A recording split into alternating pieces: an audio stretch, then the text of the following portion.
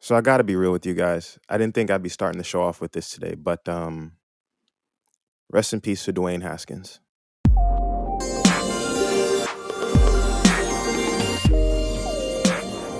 Welcome to No Alter Egos, the place for conversations without the mask. We're proudly broadcast every Monday at 2 p.m.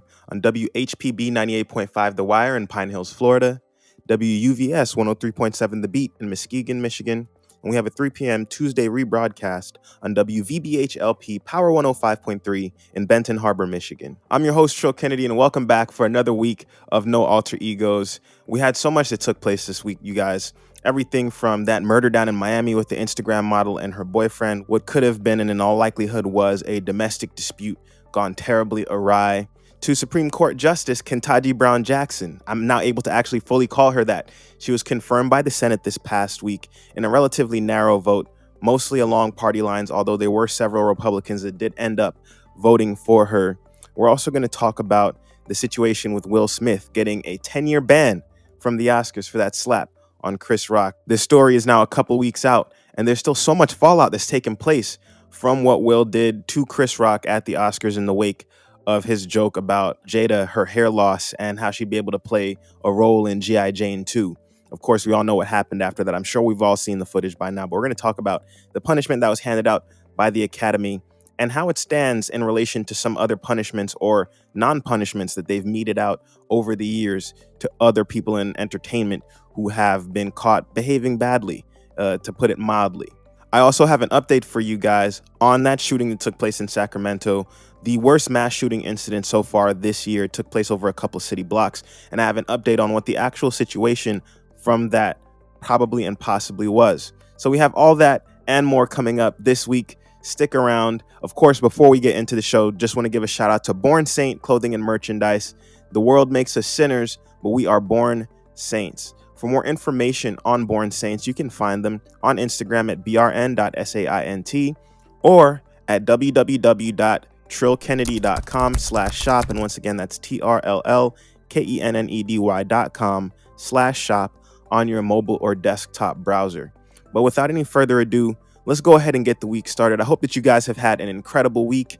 All this crazy news aside, I hope that you guys have been doing well. Let's get the show kicked off, though.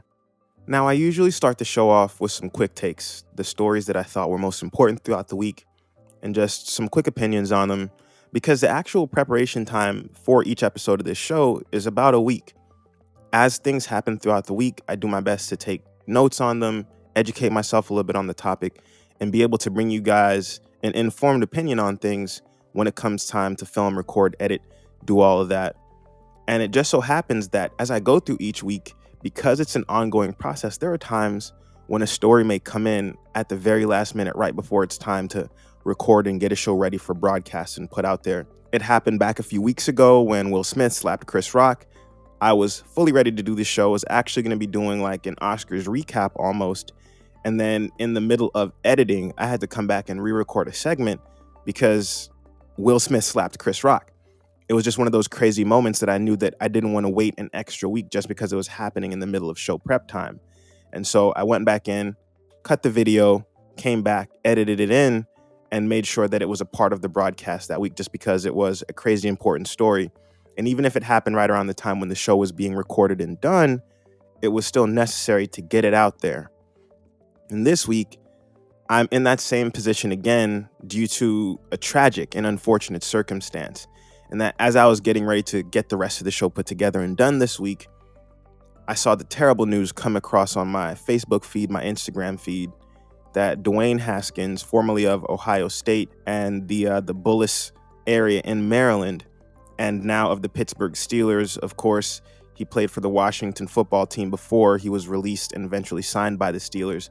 But I learned that he died tragically this past weekend, actually attempting to, I guess, cross 595. That's one of the highways down in Broward County, between Fort Lauderdale and Miami. And so that obviously threw a wrench into this whole week's episode.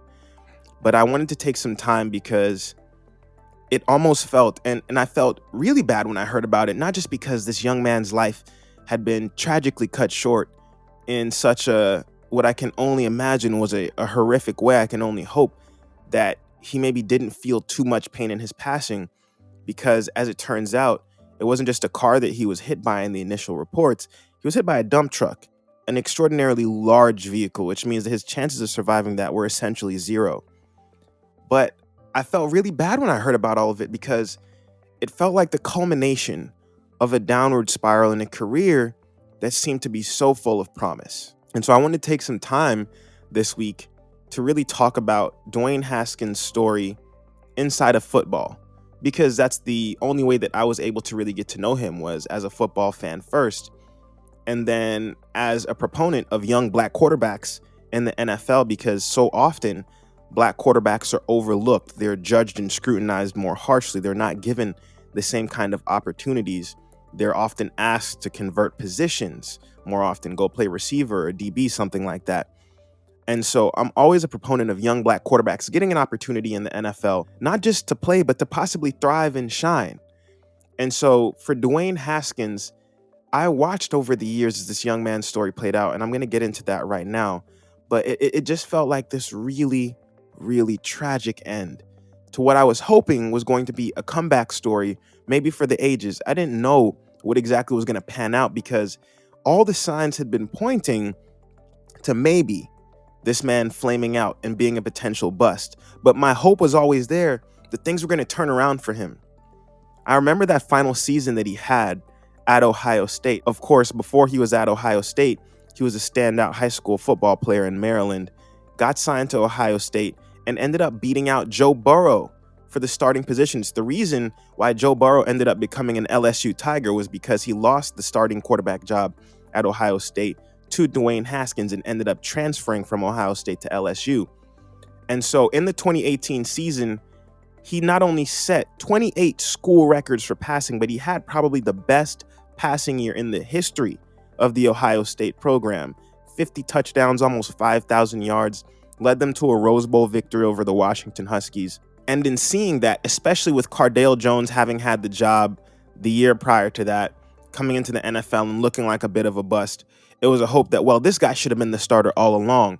And especially with how he was looking, he seemed to have the NFL build, the talent, the mindset, the IQ to really succeed. And so my hope for him was that, okay, you've had this incredible season at Ohio State. Go into the NFL and show them what you can do as a quarterback. I wasn't even an Ohio State fan, but as I said, anytime I see a good young black quarterback, I want them to go into the NFL and prove the doubters and the naysayers wrong. Because as I said earlier, there's always this chip that they carry on their shoulders. They're always looked at a little bit more harshly, judged with a little bit more scrutiny. And so I always felt as though he could be one of those quarterbacks that went to the league and shattered the stereotype about black quarterbacks and what they could do and how well they could perform, especially over a long period of time in the game. Now, as the 2019 draft approached, Daniel Snyder of the Washington football team really wanted to draft him with their first round pick. I believe they picked at 15 that year. But in the organization, scouts as well as coaches were kind of lobbying against taking him that early. They felt that they had seen flaws and weaknesses in his game that wouldn't translate so well to the NFL level. And so they were actively lobbying against picking him with that 15th overall pick. But against their wishes, Dan Snyder ordered the team to draft him at 15th overall. And so they did. He was their first round pick. And in his first year, he really struggled a whole lot. In fact, in his first 2 years, he struggled so much, in fact, that after a 30-10 loss to the Ravens, the team benched him. They put him on the bench, and he never started again for the Washington football team. This is just his second year in the league. And remember when I said black quarterbacks tend to be judged a little bit more harshly. They're on a much shorter leash. The same thing with like black head coaches. But I witnessed that for Dwayne, that he was yanked from the starting job and not given another opportunity with the team.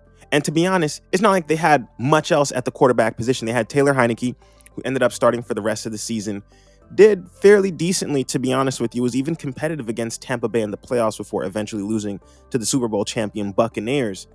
But from there on, Dwayne wasn't given another opportunity. Now, to be fair, in those first 2 years or year and change that he had with the Washington football team, not only did he have a losing record with the team, but his QBR, or his total QBR, compared to the league average, was less than half of the league average. He was around 29 and change, while the league average was a little bit over 63. And so I have to say that it's not as though they just benched him for no reason. He was severely underperforming compared to expectations. That having been said, once again, I'm still a big believer in guys getting chances. So he gets released by Washington, doesn't get picked up on waivers, and ends up signing with the Pittsburgh Steelers.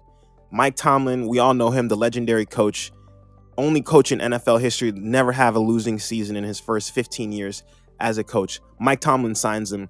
And with Ben Roethlisberger on his way out, I was looking and saying, okay, maybe this is a shot at redemption for you. Now, in his first year with the team, he was the third string quarterback behind Big Ben and Mason Rudolph. And, he was aiming and striving to just learn from them. Really, he was. And a lot of guys, this is what I think also hurts the most, is especially in the wake of his death, seeing what his teammates in Pittsburgh and even his teammates in Washington, what they had to say about him. It speaks to a young man who had a ton of character, who had a positive personality, and sought to be a light in whatever room he was in. He was described as upbeat, always smiling, always seeking to make others smile and to make others happy. And in a world that really turns, if we're being honest, a lot of us into cynics, a lot of us get really cynical about life and the world around us. Because when you bear witness to how things usually go, it's hard to remain positive and upbeat and happy all the time. But here he was, a young man who, despite the adversity that he had faced early on in his NFL career, was dedicated to being one of the happiest people in the room.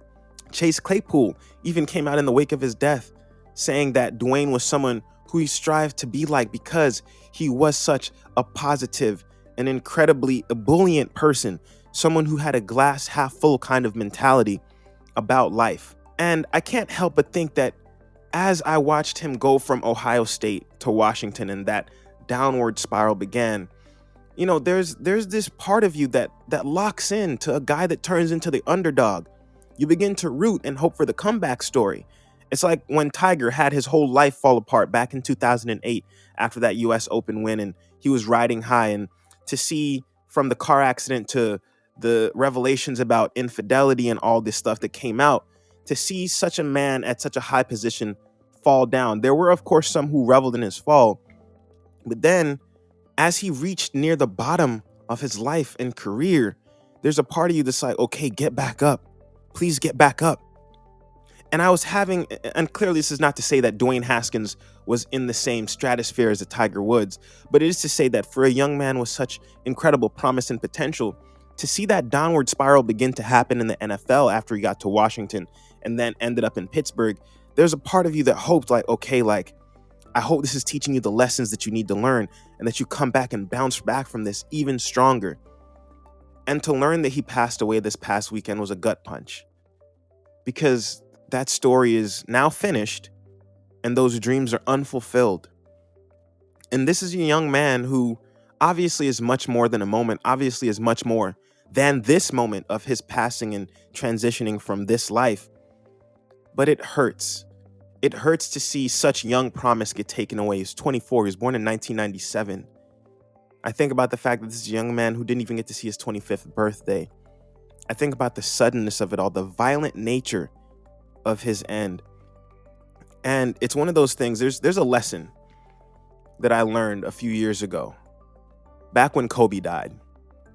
It was that there is a bit of randomness that is completely unaccountable in this life. You can't account for it. It's one of the things that I learned when Kobe passed away back in 2020.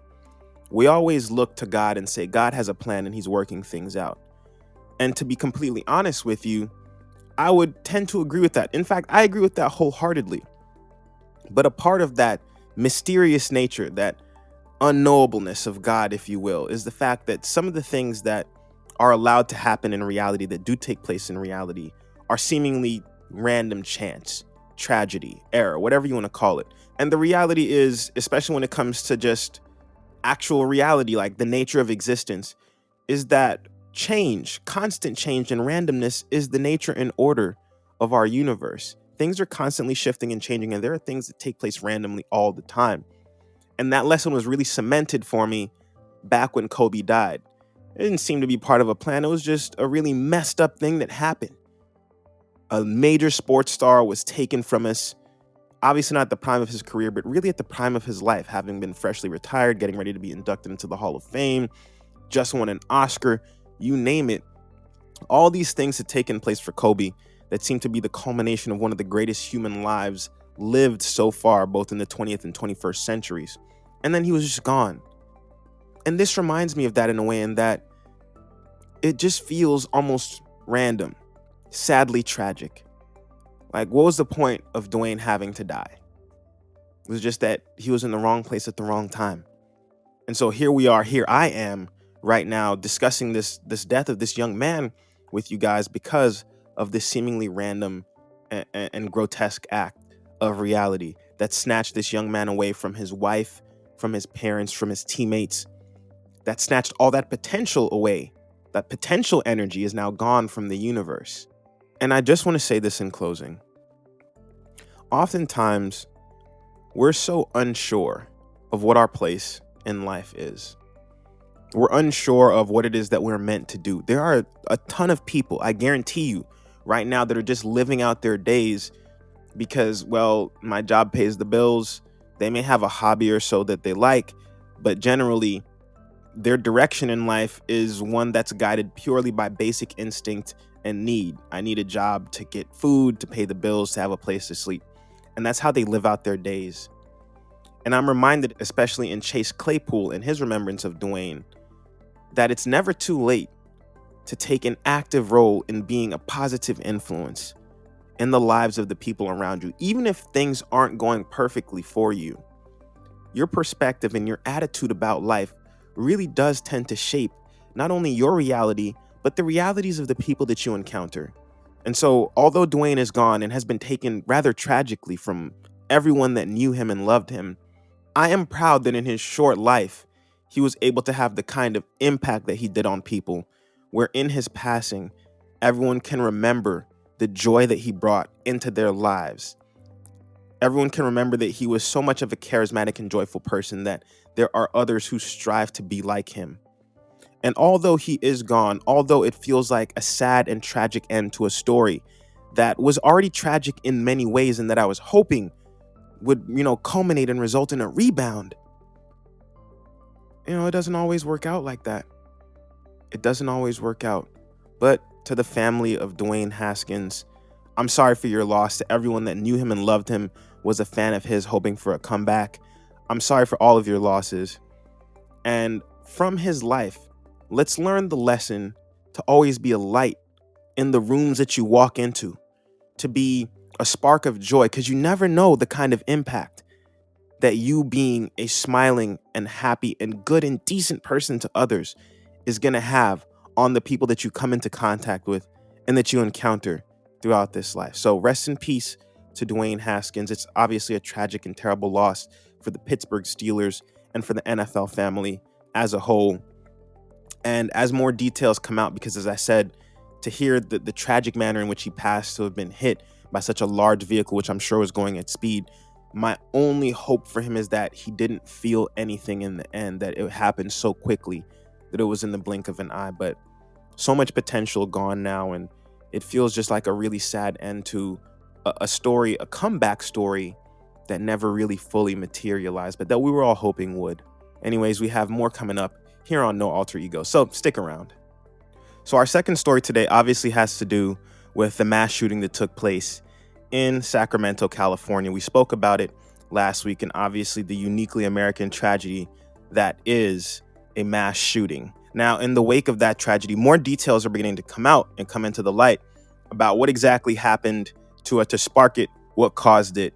And there's a ton that's happening right now in the aftermath of it as they chase and hunt for the alleged suspects, plural, behind this mass shooting. So one of the things that, especially whenever there is a mass shooting in this country, the assumption is usually that it's a lone shooter and they're going on some kind of rampage.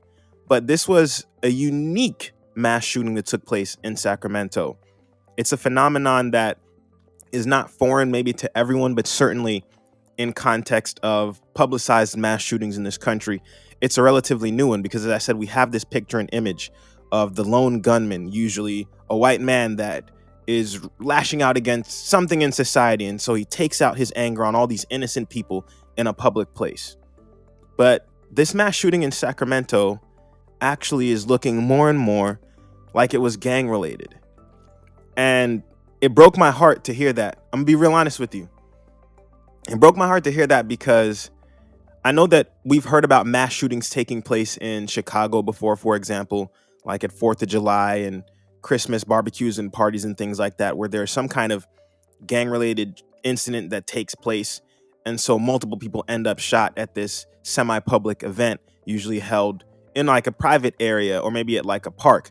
But that's where I'm used to hearing where gang activity spills over into the mass shooting kind of dynamic, where there's some kind of retribution that's taking place.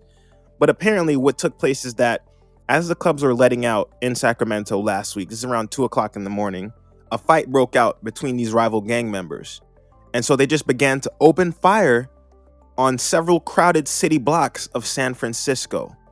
And so these 6 victims that are now deceased lost their lives from being in the wrong place at the wrong time. And I think about the fact that it's seeming to be, they say there was at least 5 shooters. There were over 100 spent shell casings across a crime scene that spanned 2 city blocks in downtown Sacramento. Over 100 shell casings from, it looks like, at least 5 weapons. And so they're looking for, as of right now, 5 shooters in relation to this.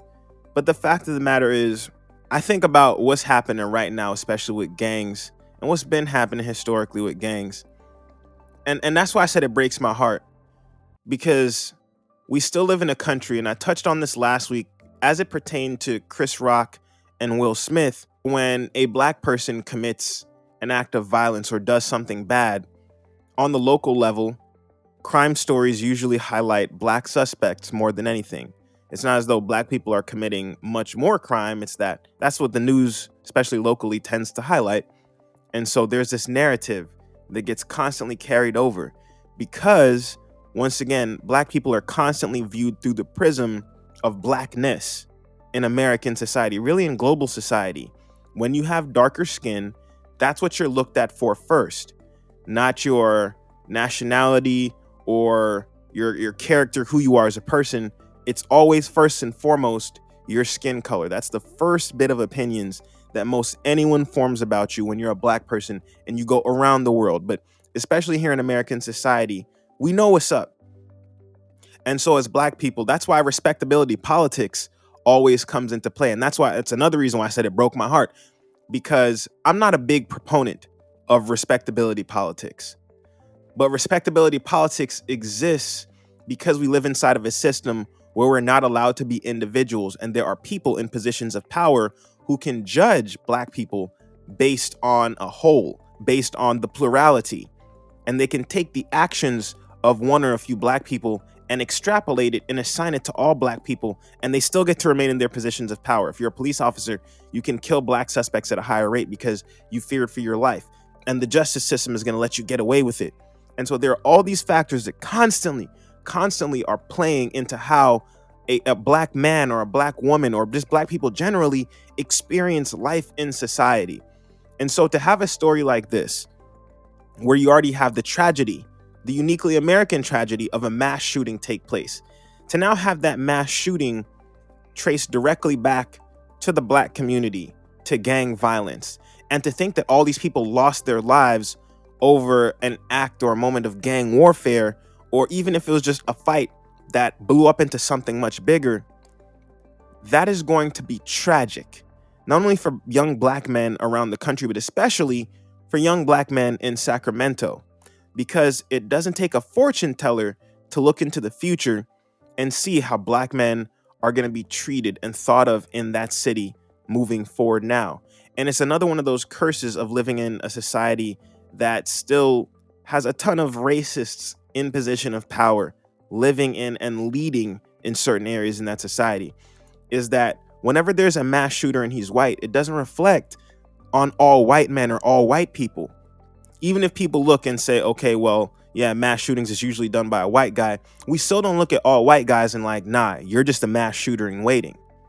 But what happens anytime there's an event that involves black people committing an act of violence, whether you're talking about the DC snipers back in the early 2000s, all the way up to now with these gang members who allegedly were involved in this shootout that ended up taking all these innocent lives and wounding all those innocent people, black people don't get to exist as individuals. We're always in that bubble of blackness. And so it's going to reflect back harshly on the community. And while I am not a proponent of respectability politics, I know that respectability politics exists because that is how a lot of people will still view us in the larger context of society. And so for these young men now, these shooters, as it were, that engaged in this gun battle, it's going to reflect harshly on everyone else around them in that community now because they chose to handle their issues in such a manner. And what blows my mind is why on earth would you, at let out time for the club, get into a shootout when the possibility for collateral damage is so high, when strays could fly everywhere? And you talking about 100 shots? I mean, it's hard to quantify because the senselessness and foolishness of it all is already maddening enough. But then, as I said, for the fallout that's now going to take place, it hurts even more because I know that there will be innocent lives lost in the future now. Because cops in Sacramento are going to have a slightly itchier trigger finger. Because cops in Sacramento are going to have a slightly itchier trigger finger. And we don't talk about the stuff that happens as a result of these. We only are looking in the moment. So now that it's been tied back to gangs, the Wall Street Journal, Fox News, and all them are kind of just piling on. And as I said, man, it's tough enough. It's tough enough having to deal with the fallout in society that generally happens whenever a black person does something that we know is just going to reflect back on all black people, regardless of whether it should or not. But especially in this case, with them having now been involved in and committed the worst mass shooting of the year so far.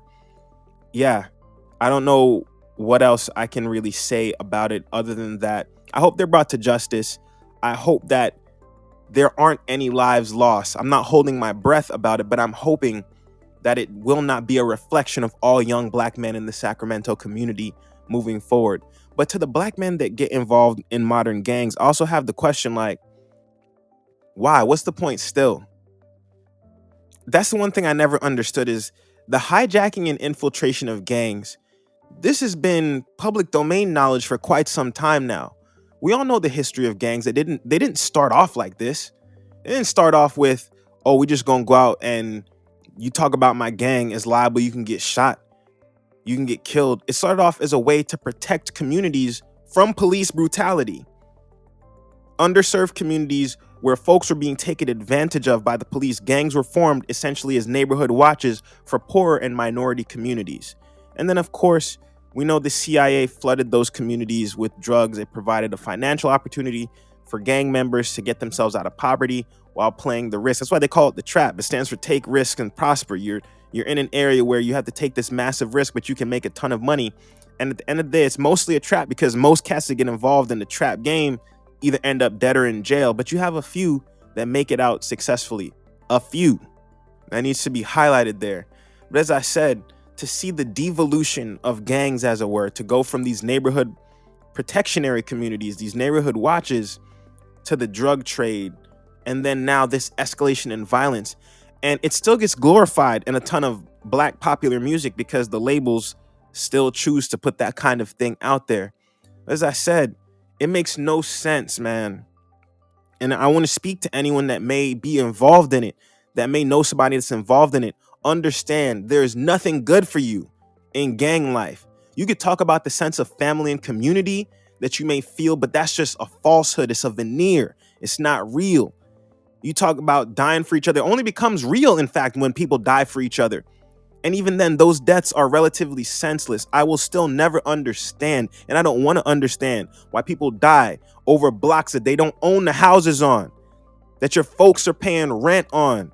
You killing and dying over colors that you didn't create. And that at the end of the day, if I'm a black man, it's crazy to me that I can't go in certain neighborhoods in this country and wear this shirt because it's blue. I'm not a Crip, but I know that I can't go in certain places because I know that if I'm wearing certain colors, someone will come up and check my gangster. Oh, where you from? What hood you claim? That's insanity, man. That's insane, bro. It's insane that it's still a thing in 2022 when there are more options. And we tend to think that there's not, but the internet's here. And while everyone may not have immediate access to high-speed cable internet, whatever you want to call it, Like, people still have access to the internet in one way, shape, or form, because people still post to social media. People still are repping for their gangs on social media. So you have internet access somewhere.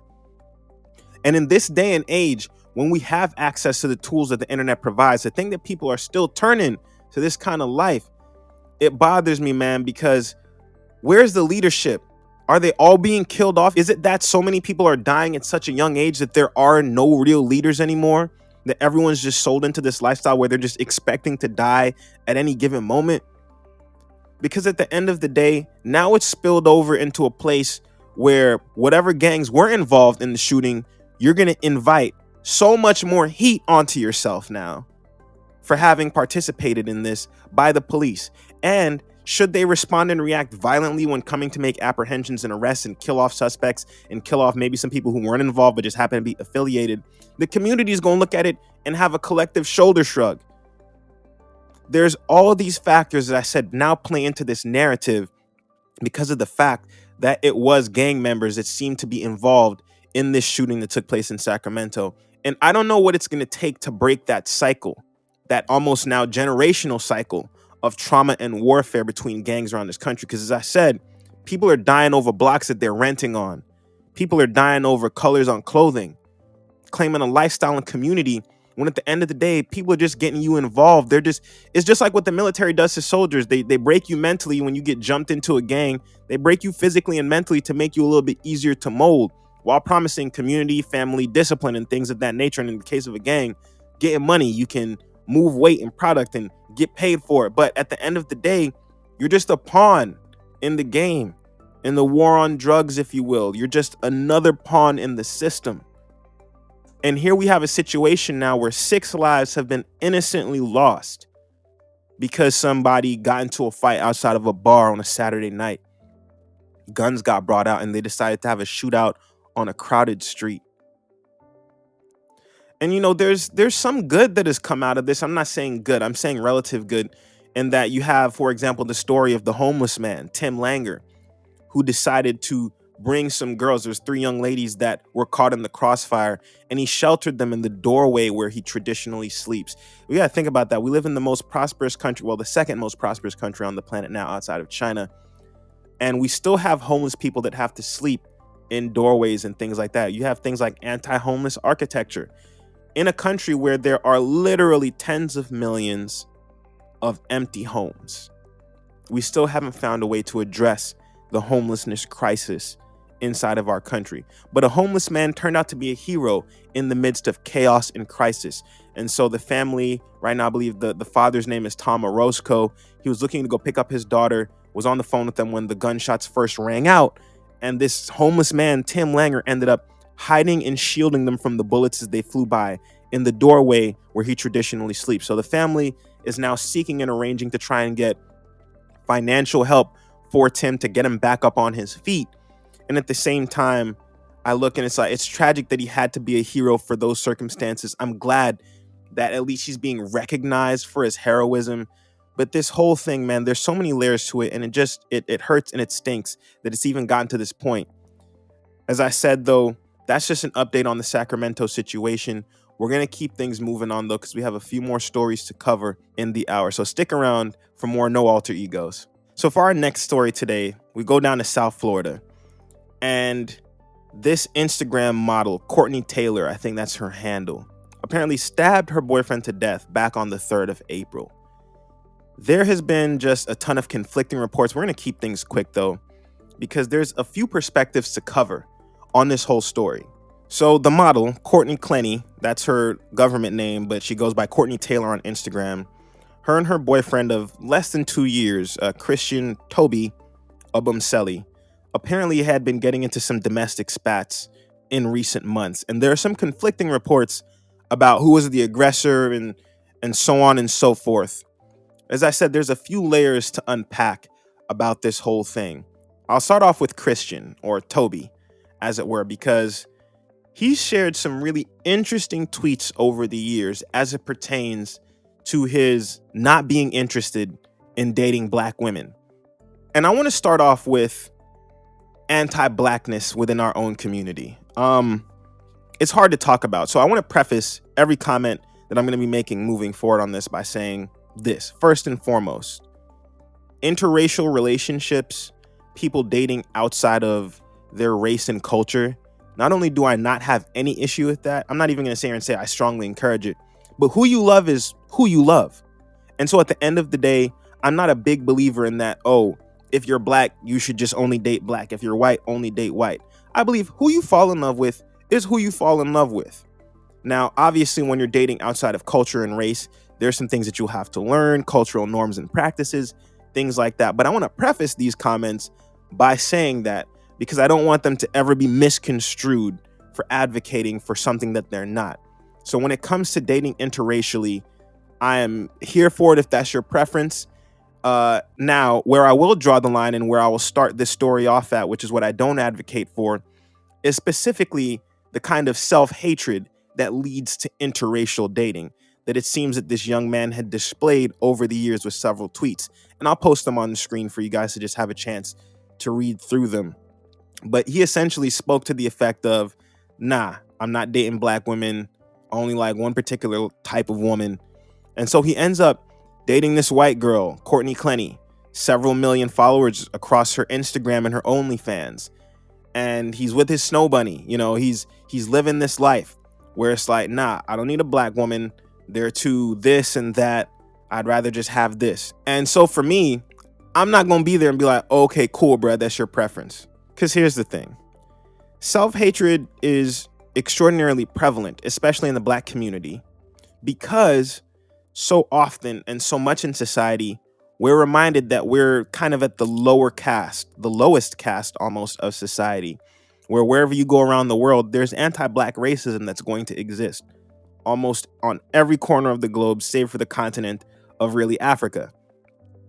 But I say all that to say that when you go out of your way to talk down on black women, especially when you're someone like a Christian who was raised by black women, that had a family with black women, that's where you lose me in my support entirely. And I'm not going to sit here and say that he deserved to die because of his anti-black and especially anti-black woman rhetoric, as I saw a ton of people doing in the comments section. But what I will say is this: when you speak down, especially as a black man, on black women, you're speaking down on your mother, your aunts, your grandmother, great-grandmother, your sisters, friends that you may have that are black. You're speaking down on all these women in your life. And really, you're speaking down on yourself, because when you're a black man, you were birthed by a black woman. And so I want to start off with that, unpacking that, in that it seems to be that this guy was chasing the dream of dating a semi-famous or famous snow bunny and living this glamorous life because black women apparently just didn't cut it for him. And you know what, man? Sometimes you do end up reaping what you sow. Now, do I think that once again he deserved to be killed for this? No, that's asinine. That's insane. But I will say that when you take the time to slander black women and you invite a certain energy into your life, it's going to be hard for anyone to try and garner sympathy for you when you've spoken down on your own community for years. But let's move on to the other and bigger issue outside of the anti-black racism that led this young man to pursue a relationship with his eventual killer because she was not a black woman, right? Let's move into the domestic side of things. It's something that I've touched on here on the show before, where I speak to the fact that there are several human beings that I just don't think should be allowed to continue life further on this planet. They're beyond rehabilitation. And one of those several people that I consider in that status are domestic abusers. People specifically almost that commit physical acts of violence and abuse. Mental, psychological, and verbal abuse, like, you're a piece of garbage and you shouldn't be in any kind of a relationship. But for me, the line gets crossed every single time when you cross into physically abusing a spouse. And this is where there are conflicting reports on this whole incident. So you have friends that say that they've seen her hit him before and never the other way around.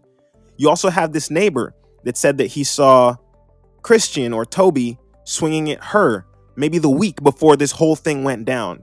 Of course, from his killer side or Courtney's side, she said that they were on the verge of breaking up. He had become more abusive, that she had been suffering at his hands, and that she only acted in self-defense. And another thing that people are speaking out of is the privilege that she displayed in being able to bail out one day after stabbing this man. If you've seen the pictures, and I'll post it for you guys to see, of her covered in his blood.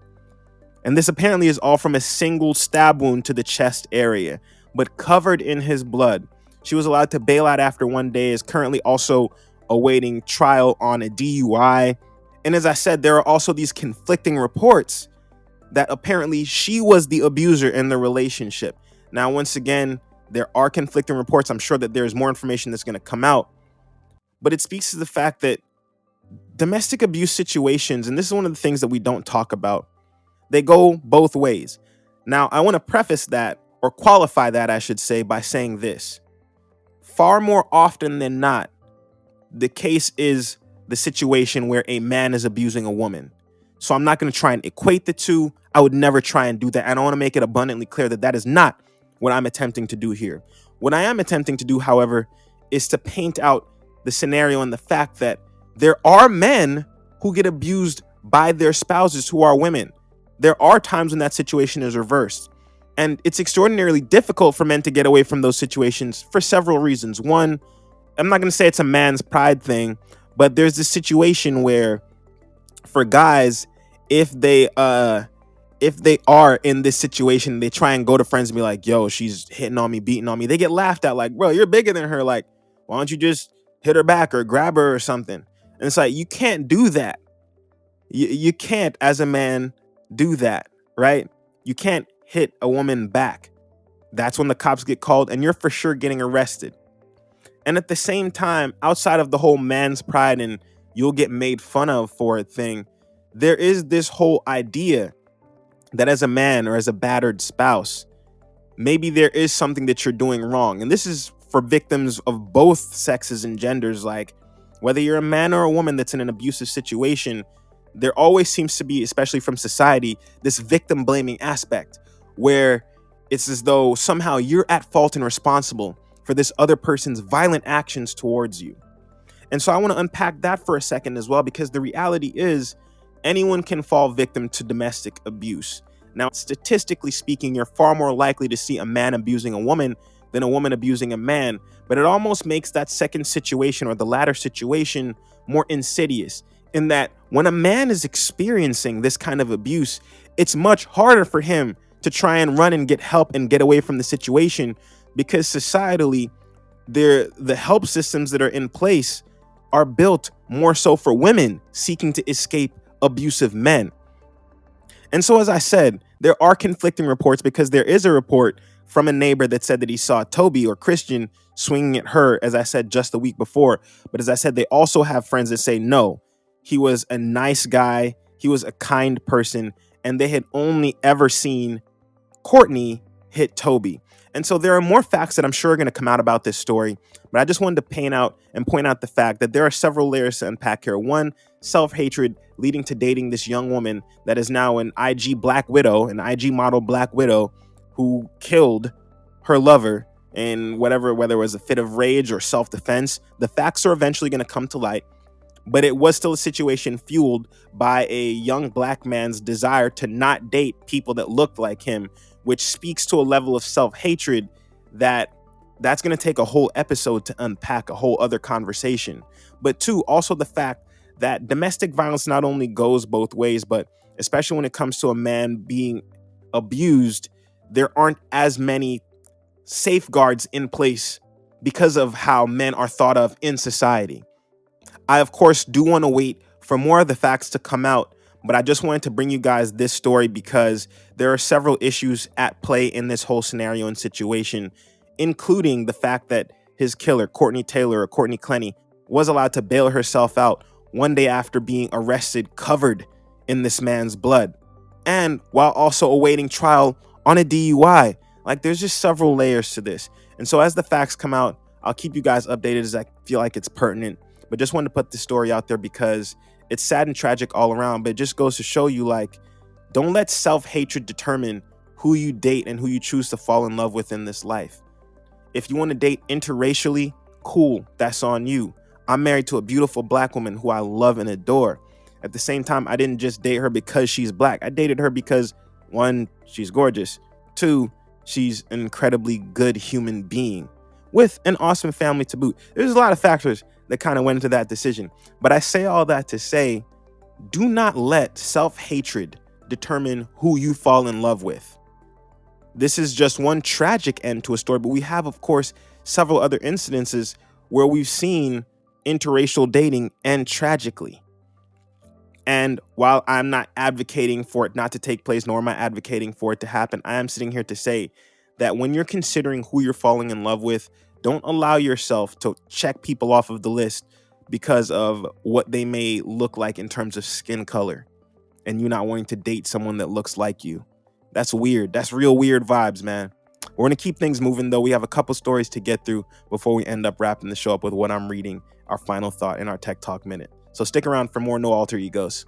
So really quickly, I just want to take some time and give a shout out to our newest Supreme Court Justice, Justice Kentaji Brown-Jackson. And I want to say what a huge moment this is, not only for the Supreme Court, but for Black people and Black women everywhere in the courts. Well over 230-year history now, a Black woman has never, ever served. In fact, of course, we all know the first woman on the Supreme Court was Sandra Day O'Connor back in 1981, appointed by Ronald Reagan. But here we are, 41 years later, we have our first Black woman on the Supreme Court, Justice Kentaji Brown-Jackson. In her yearbook photo, she imagined herself being a judge and maybe getting a federal judgeship, getting appointed.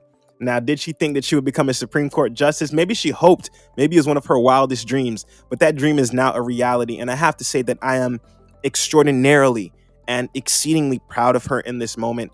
The Senate hearing was, of course, a bit tedious and tumultuous. It's been about 6 weeks now. And of course, through it all, we had some of the more asinine questions from some of the Republican senators like Ted Cruz and Josh Hawley, who made a spectacle, really, out of what was supposed to be a relatively smooth confirmation hearing.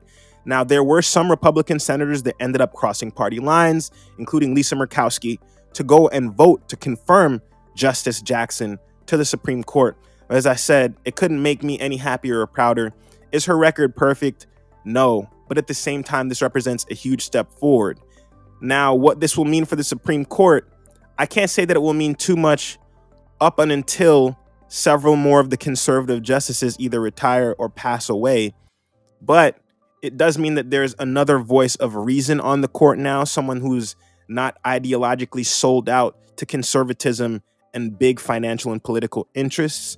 And my hope is that eventually she'll have a more balanced court to make rulings and decisions on. But for now, she does represent a beautiful and wonderful voice of reason, a huge step forward for Black women everywhere. And there are young Black girls everywhere right now who are looking at it and knowing that that future is possible.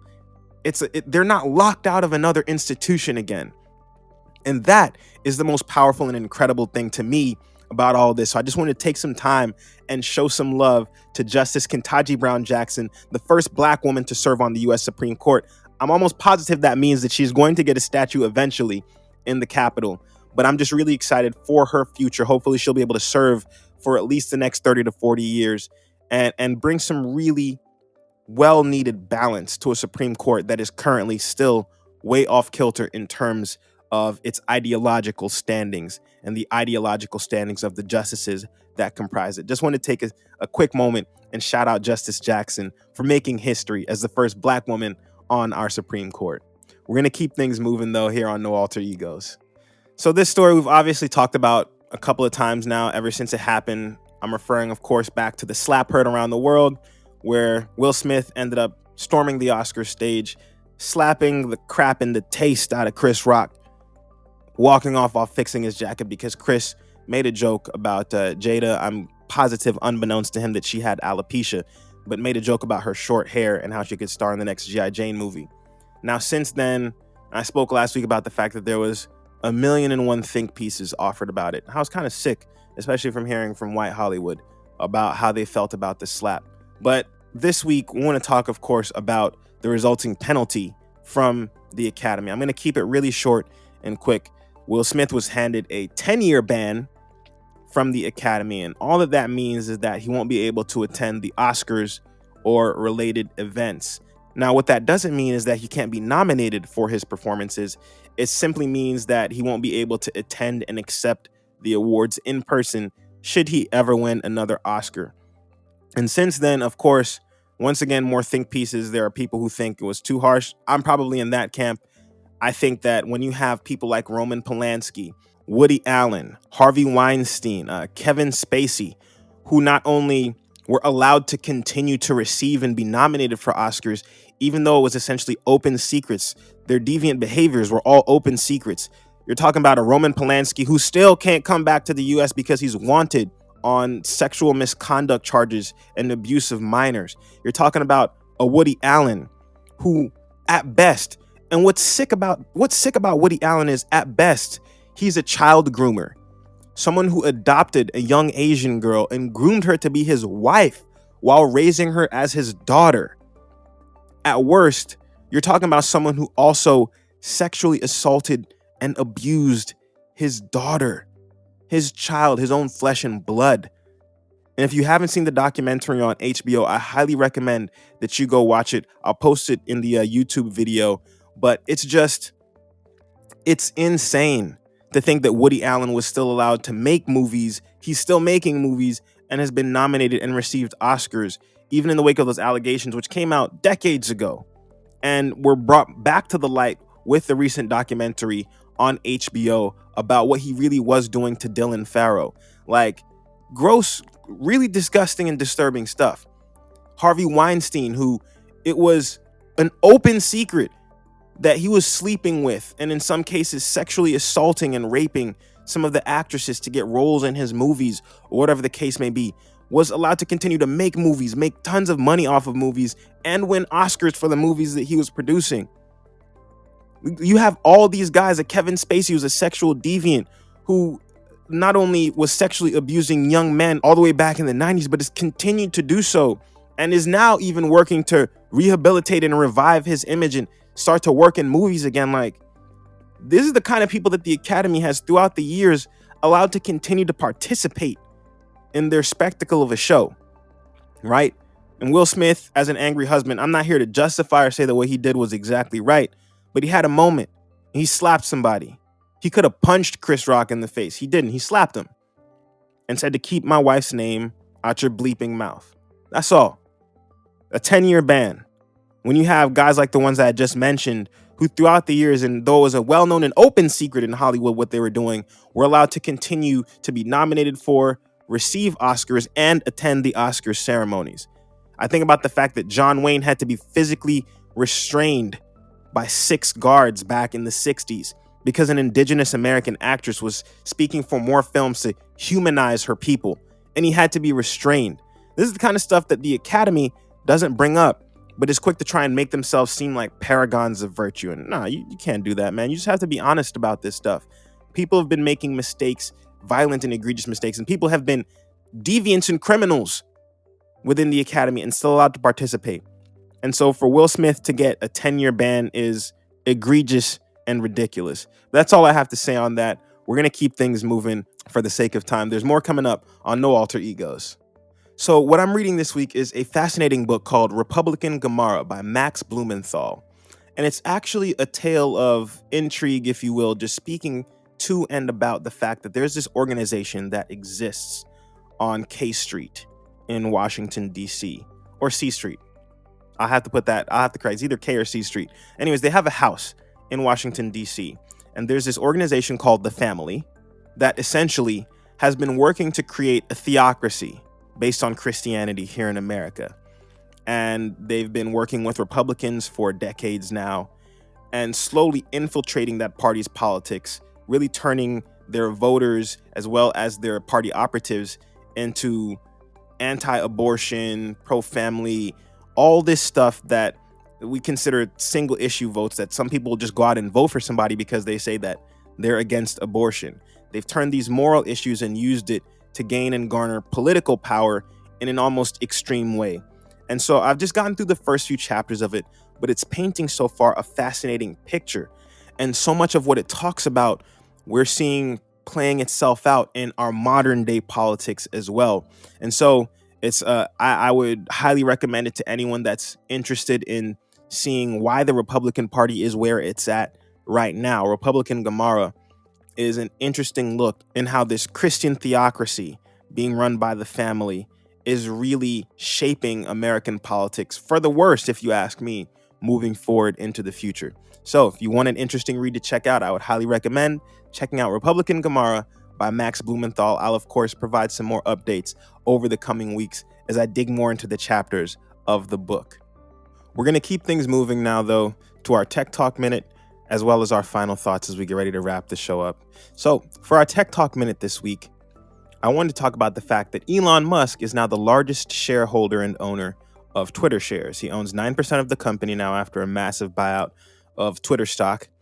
And what does this mean moving forward for you and I or other regular Twitter users? Well, a few things. It means first and foremost that we have an oligarch once again securing a means to control the channels of communication that a large chunk of people on the planet use. For me, it's a bit of good news, bad news. Good news isn't that you have someone like this that can maybe bring some fresh ideas to the table, but bad news in that those fresh ideas could also come amidst a sea of bad ideas and really changing Twitter for the worse. And so things remain to be seen in terms of how him now becoming the largest shareholder and getting a seat on the board, how it's going to affect the development of Twitter moving forward. But he is here to stay for better or for worse. And so as things play out, it's just something to keep yourselves aware of, that now one of the richest men on earth, who has used the platform of Twitter to do things like drive up the value of Dogecoin, now also owns the largest percentage of shares in the entire company. Do with that information what you will. We're going to move on now, though, to our final thought of the day. And that thought is that there is nothing more valuable on earth than peace of mind. We tend to think of money and commodities as the things that we can purchase with money as being the most valuable things we have in this life. But money should simply be a means to peace of mind, financial security and stability, and the ability to pursue and live life as you see fit. Most people fall out of that loop because they fall in love with keeping up with the Joneses, buying the next new fashion, car, whatever the case may be. And so they're endlessly chasing these consumerist highs. But the truth of the matter is the most valuable commodity that we have on this planet, aside from time, which is irreplaceable and irretrievable, is peace of mind, security, knowing that your bills are paid, and knowing that you can just live life in a relatively peaceful manner. It's the greatest commodity and gift that can be purchased. That having been said, you don't need to have all the money in the world to have peace of mind. Peace of mind is just as much a decision on the individual's part as it is tied to their bank account and financial status. So what does it mean when I say that you can have peace of mind anywhere? I mean that peace of mind is about choosing to be happy and peaceful wherever you are in life, living within your means, sometimes even beneath your means, and learning to not necessarily be comfortable with it, but learning that if there's a higher place, especially if you're living beneath your means, as a way to save and to eventually get to a higher financial status, learn to understand that you have to be satisfied and happy with what you have first in order to be happy and satisfied with whatever blessings come later on down the road in life. As you go through this week, don't live in that scarcity mindset. Live in abundance. Know and understand that what you already have is an incredible blessing. And even if you're seeking more, that more won't mean anything for you if you don't learn to love what's already there, if you don't learn to love and appreciate the blessings that you already have in your life. So go through this week, be the peace of mind for others as much as you can without allowing yourself to be a doormat, but take care of yourselves. And as always, God bless. Looking in the mirror, I know I'm imperfect, just like everybody else I know. Most times I wish the world looked beneath the surface, but I guess that's how life goes. Had to learn to love myself this time around. Pop a bottle and then take a sip just because. Book a flight and then take a trip just because. Love myself just because.